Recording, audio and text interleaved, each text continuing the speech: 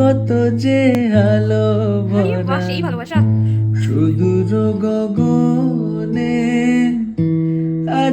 Hello সবাইকে, আবারও একটা মিনি ব্লগে স্বাগত সবাইকে।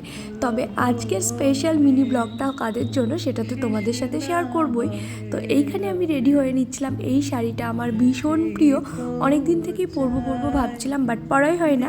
আজকে না সুযোগ হয়ে গেছে, তাও একটুখানি অনুষ্ঠান বাড়ি হলে কিন্তু শাড়ি পরতে মন্দ লাগে না। তো আমি তো একেবারে রেডি হয়ে গেছিলাম।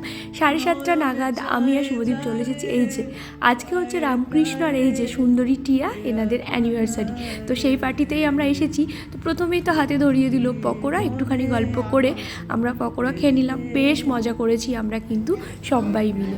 আর এই যে আজকে ভালোবাসা, ওদের 3 বছর পূর্ণ হলো বিবাহিত জীবনে। খুব মিষ্টি মেয়ে টিয়া, খুব ভালো থাকুক, আর এরমই ওরা দুটিতে হাসি খুশি থাকুক। তারপরে গেস্ট আসতে শুরু করে দিয়েছিল। ওইদিকে টিয়া রামকৃষ্ণ তো ওদের সাথে গল্প করছিল, আর আমি ভাবলাম যে হাতে হাতে সবাইকে একটুখানি পকোড়া দিয়ে দিই, তো সেটাই করছিলাম। আর বাকিদের সাথে তো আমার প্রথম দেখা। তবে হ্যাঁ, সত্যি কথা বলতে অনেক দিন পর এইখানে অনেক মজা করলাম সবাই মিলে, আর সবাই ভীষণ ভীষণ ভালো। সত্যি কথা বলতে গেলে সত্যি আমার ভীষণ ভালো লেগেছে। এবার হলো কেক কাটিংয়ের পর্ব, তো সেটারই প্রস্তুতি চলছিল। ওই যে ওনারা দুজন বসে পড়েছে, এবার হচ্ছে কেক কাটিং। আর অ্যানিভার্সারিতে কেক কাটা হবে না সেটা তো হতেই পারে না। তারপরে বেশ হই হই করে সবাই মিলে কেক কাটিং পর্ব আমাদের শেষ হয়ে গেল। এবার কি, এবার তো আসল পর্ব, কেকটাকে ভালো করে পিস পিস করে সবাইকে দিতে হবে তো নাকি।